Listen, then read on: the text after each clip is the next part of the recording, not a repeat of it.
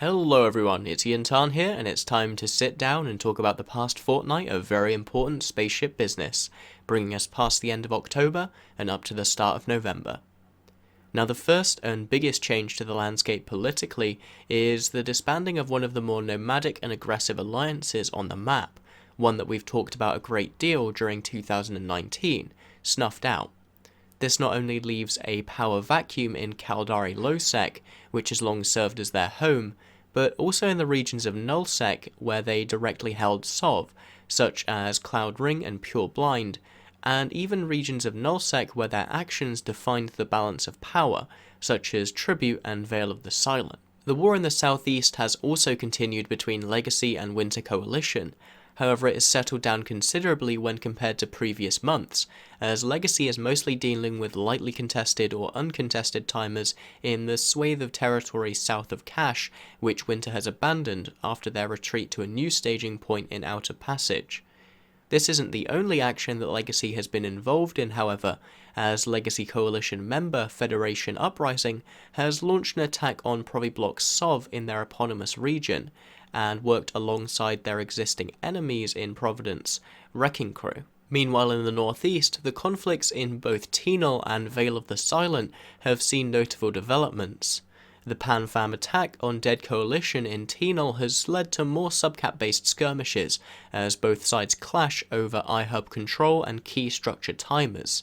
Veil of the Silent, however, has seen more notable political turmoil, with the DEF coalition fragmenting as Reverberation Project turns its sights on former coalition mate Divinity, whilst Scumlord and the Pet Coalition continue to fight for territory within the region. Finally, we have a smaller move that I missed way back in September, but feel I should include now just for completeness, and that's Darwinism's successful invasion into Quirius, which the Imperium nominally runs as the Quirius Fight Club. Snuffed Out has been an alliance that I've covered a lot during this period of more regular news updates, starting with the war in Lowsec against Shoot First and Iron Armada, continuing with their actions in the southeast against Iron Crown, and not to mention being one side of what's almost certainly going to be 2019's biggest supercapital fight in O1Y. Whenever I've run around the map to get background footage for coverage on this, I've always seen a lot of activity, even from leadership figures such as Hai Wanto, in wherever they were staged. So it came as a surprise when a post popped up on Reddit, which seems to leak that the alliance was disbanding. Now, I was initially skeptical, thinking that this might be a ruse cruise, as it wouldn't be out of character for the occasionally trollish alliance. However, with the alliance's Sov in Pure Blind being transferred to French Connection, it became clear that this was anything but.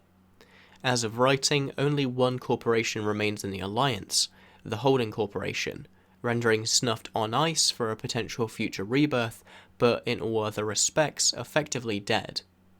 Now, the reasons for this, as explained by Hai in his announcement, is simply that both his and Tau AD's commitment to the game, as well as opinion of the game's health, has steadily declined over the past few months, and as a result they've decided to step back and play the game more casually, leading to them needing to dissolve the alliance after meeting with other leadership figures. Now, those two are likely to remain active in their corporation of lowlife outside of the banners of any other alliance, but something interesting to watch here will be to see where the remaining corporations of Snuffed go to, or if they stick around inside the game at all.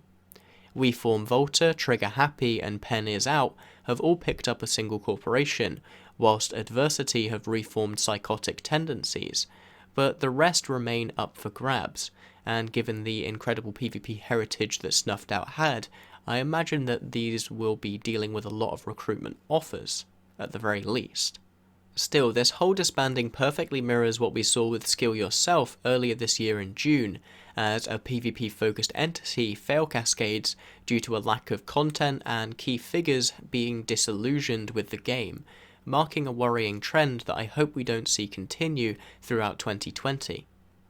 The lack of presence of Snuffed Out on the map will impact a number of areas in the game as mentioned in the intro,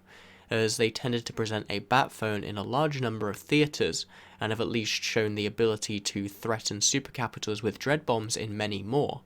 Primarily though, this will help Dead Coalition feel more safe about their western flank in Fade, where they're still dealing with UFC, but it'll also shift the balance of power in Tribute, where they'd often worked with Trigger Happy against alliances like Triumvirate, and in Pureblind, where they'd supported Theron and instigated heavier PanFam responses due to their Imperium ties. We'll take a closer look at this when it comes up in other coverage, but for now, just press F to pay respects. Moving our attention to the southeast, we have the winding down of a conflict which we've been following for much the same length of time as we have the exploits of Snuffed Out, the Legacy Winter War. In the past few updates, I've been covering the retreat of Winter deeper and deeper into their territory, and the actions in the various regions they've been withdrawing from. However, it looks as if the battle lines, if one could call them that, have once again settled, following Winter Coalition's restaging to 2 ULC Tag J in Outer Passage. This gives them a point outside of the region of cash to stage from whilst defending it, and hints at even further room to withdraw into if Legacy continues to advance, with the territory of both PanFam and other members of the ex-HRE possibly being open to them. This withdrawal now leaves all other previous Winter Coalition regions effectively abandoned though, with nowhere other than cash being defended in terms of structures or solve timers, allowing Legacy and FI.RE to grind their way through them relatively quickly. Whilst we don't know if an eventual assault on cash is planned, it seems as though one would be difficult to sustain, given that it would pull Legacy's Super Capital Fleet 8 jumps away from even its previous forward staging into Torrid, potentially disrupting their Super Capital umbrella for months if Winter Coalition is able to hold out for as long as they did into Torrid. It seems to me as though the war is more likely heading towards a bitter peace than any final stand, at least judging by the movements of Origin, Elo Knight's corporation within Fraternity, which recently left the Alliance to reform Black Legion. Given that both he and his corporation were reportedly only involved for content during the duration of the war, this signals to me a winding down of the war footing that Winter Coalition had previously held.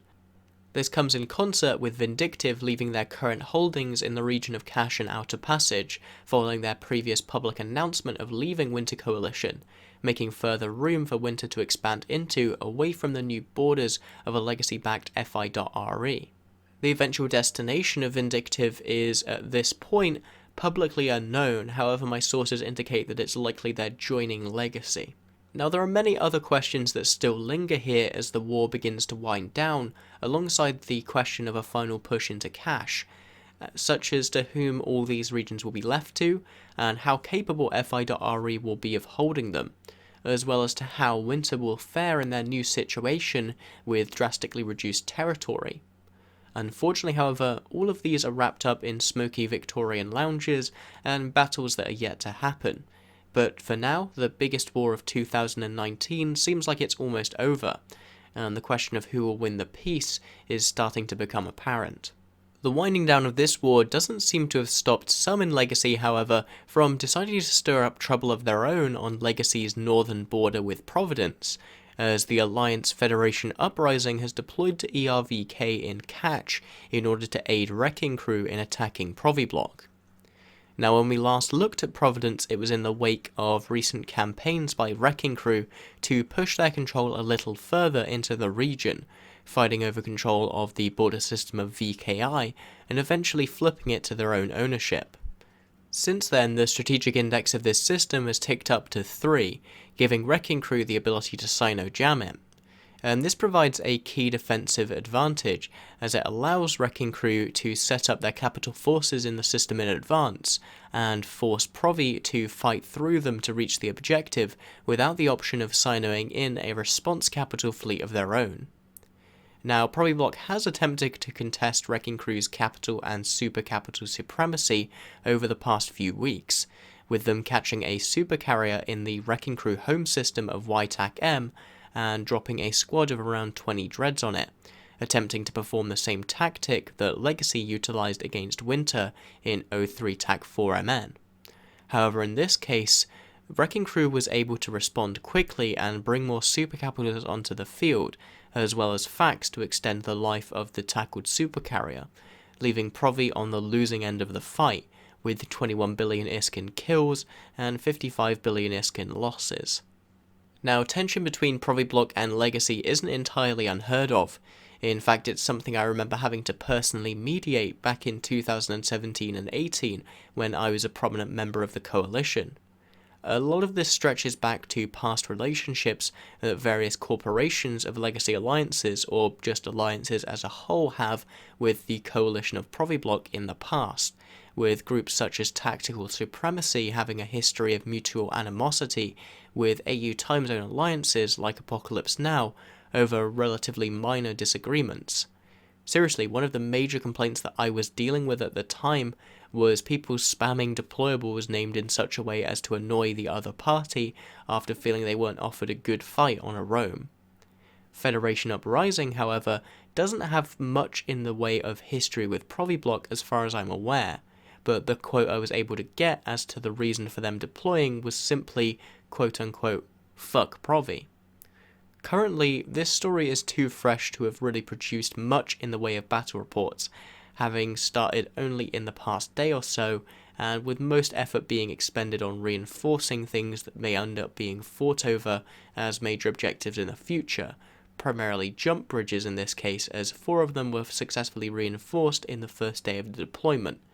This was loosely contested, however Proviblock forces were quickly forced off the field, leaving the combined FEDUP and Wrecking Crew team to finish their siege. These attacks weren't unanswered, with the next day seeing Provi make a rare offensive move and sending a 100-man strong Jackdaw fleet into the heart of FEDUP's territory in Amensi, reinforcing a few systems before being forced to leave by a legacy home defense fleet. And these timers were then followed up on a few days later, leading to an entosis fight between Proviblock and Legacy over the GM TAC 0K7 system, where Proviblock lost 2.3 billion ISK and Legacy lost 1.8 billion ISK, with Legacy being able to hold on to the strategic objective. Now, it's been alleged to me that this counterattack was carried out with permission from Legacy as a whole to me by a few Providence sources, although I've been unable to confirm that with Legacy representatives, making this whole situation feel like an inevitable diplomatic incident waiting to happen, especially with how poor Provi can often be about not shooting people who are set red to them, even if they're working together on a strategic objective, and Legacy's historical support of the region as was seen during both the Anime War and the Reconquista. It seems inevitable to me that something in this situation will fall apart, with either Legacy having to shoot at FEDUP, someone in Provi shooting someone in FEDUP in a Legacy fleet that's aiding them, or something even more bizarre that I can't envisage right now.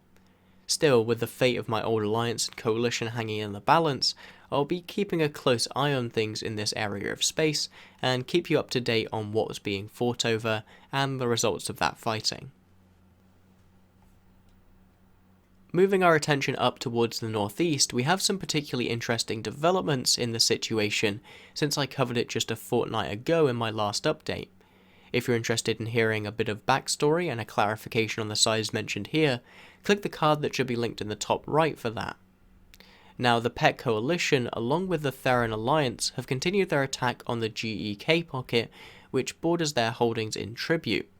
leading to more fighting between the DEF Coalition and PET, such as this fight between DEF in Brutix navies going up against PET Sacrileges, which PET won, killing 3.25 billion ISK and losing 2.05. DEF have also made moves offensively to try and push Theron structures out of the region, as can be seen by this fight where DEF 100MN healers went up against PET Sacrileges whilst trying to reinforce their Fortizar. And this fight was ultimately another ISK loss for DEF, losing 3.18 billion and killing 2.39, but a strategic victory as they were able to actually reinforce the Fortizar and force PET to leave the field. And this is not the only front of fighting that's been occurring, with DEF also beginning to clash with one of the PanFam members that's still active within the region, Scumlords, who hold 2 constellations in the centre of Veil of the Silent. And these attacks have primarily focused on Citadel objectives, with jump gates being sniped by DEF and Astra houses being taken down in return by Scumlords. but more actual fighting has taken place around Sino-jammers and the fortizars that Scumlords use to stage from within the region, leading to fights such as this one, where both sides escalate to capitals despite being incredibly small fleets, and as such both lack the firepower to really threaten one another, although DEF were able to successfully kill the Jammer and a significant number of Scumlords fighters and bubbles in this fight in particular. There's also been more regular day-to-day skirmishes occurring without any particular objective, but simply as a result of home defense forces coming into contact, such as this fight which took place in Scumlord's held system of LZ TAC. However, DEF were able to escalate to capitals and help swing the fight in their favour despite that, as they'd already killed the Sino-jammer in the system previously. And as if a two-front war wasn't enough, DEF has also gone through some substantial internal turmoil, with Reverberation Project, more commonly referred to as Echo, and Divinity's relationship within the coalition breaking down, and leading to hostilities between the two alliances, with Echo actively reinforcing Divinity's space a few days after their diplomatic reset. Currently, the Echo reasoning for this is unknown, whilst Divinity's official reasoning for leaving the coalition is, quote, differences in leadership styles, unquote. Forsaken Empire are neutral in this conflict, and both sides claim to be willing to work with Forsaken Empire when called upon, and are still seen as participating in fleets against Scumlords and the Pet Coalition in other areas of the Vale of the Silent. However, they do remain in conflict with one another outside of that. And all in all, a very messy region, especially following the dissolution of Snuffed Out, who had previously provided an extra menace which prevented the level of capital usage that we're currently seeing. Exactly how DEF's internal troubles will work out, and how successful they will be at attempting to push Scumlords out of the region, are both going to be interesting things to watch out for as the situation progresses, along with looking for if PanFam as a whole will attempt to push into the region to regain their old holdings. Now, just a little further north from Vale of the Silent, we have Tinal, which has continued to see plenty of fighting in recent weeks, as the combined force of Northern Coalition Dot, Veni Vidi Vici, and the Stars of the Northern Moon have attacked the part of the region which borders territory friendly to them in Cobalt Edge, taking control of the first constellation nearly immediately from Dead Coalition. This gave these forces a staging point from which to send out subcapital fleets to attack iHubs and other forms of infrastructure like jump gates and Sino-jammers, as they attempted to spread their influence deeper into Tinal, which they've been able to do successfully, gaining control of iHubs in 2 more constellations than their initial starting point.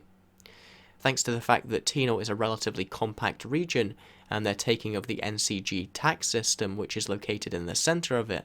NC. Now has a point from which they can project capital force across the region if they can remove the wall of jammers that Deadco has in their path. That path is not proving to be an uncontested one, however, with a fight breaking out between the two sides last Saturday over an iHub in STAC-K, something which ended up stretching across nearly 4 hours as the timer swung back and forth and both groups brought reinforcements to bolster their numbers after each engagement. This fight also saw the inclusion of Pandemic Horde on the PanFam side, weighing the numbers firmly in their favour and leading to an eventual victory, with them killing 40 billion ISK and losing 28, whilst also successfully killing the iHub, although ultimately being unable or unwilling to place their own in replacement. On the day of writing this, we're beginning to see at least the losses as a result of the campaign start to get a little more serious, as a Dead Coalition Soitoyo has just fallen to PanFam. Beyond that, however, not much has changed in the grand scheme of things, as both parties continue to engage in the daily back and forth of sov grinds, as the attackers set up walls of timers, and the defenders must dutifully fend off varying attempts to capitalise upon them. There are no signs of any supercapital presence, or a more permanent deployment of any other PanFam elements that would make this campaign seem more existential to either side. But with the Southeastern War being all but over, this Tinal War now takes the mantle of the biggest war currently occurring in New Eden.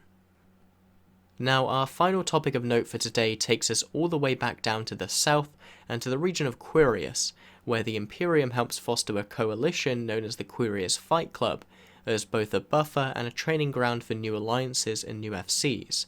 And this situation led to low-sec groups living nearby having a rather lively relationship with said alliances, often poking and prodding at them or blopsing in their space. Of these groups, both Nullsecnaya Shalopen and more recently Darwinism have taken an interest in the SOV game as well, taking advantage of low ADMs caused by their activities and capturing systems in the hopes of forcing fights. This is something Darwinism has had a particularly easy time of doing in recent months, as a result of the Goonswarm and the Imperium failing to find new alliances to replace those who'd previously kept the space active and lived in, meaning that ADMs don't recover after a push to take back the systems from hostile control. As such, Darwinism has been able to take A2 TAC 4 separate times this year, with each loss eventually being met with a counterattack and re-establishment of their control of the system. Whilst these attacks are undoubtedly not a strategic threat to the Imperium, or even something that's particularly sticky, as Darwinism hasn't planted down iHubs or Sinojammers in order to force subcap reclamation of the systems. However, it does show just how important actively having people to live in and use your space is still important in Intosis SOV, as abandoned regions, provided they're located near a point of easy access for hostiles, are often quickly picked apart by outsiders, with the hope of if not living in that space, then at least acquiring the fights that come from holding it temporarily. Anyway, that wraps up this EVE Online news update. I hope you've enjoyed watching it. Special thanks, as always, goes out to our Crassuses, Pinche Infidel from Old School, Brood from Triumvirate, and Zolka Lando, as well as to our other $5 patrons in Dustin Prater, Meeks, Zar, Olav Olden, Kem, Raphael, Big Batted Boom, and Dunk Dinkle. If you want to support the channel yourself, you can either check out the Patreon link in the description below, or just share the video with someone who you think might enjoy it. Every bit of word of mouth helps. Until next time, have a good day and fly smart.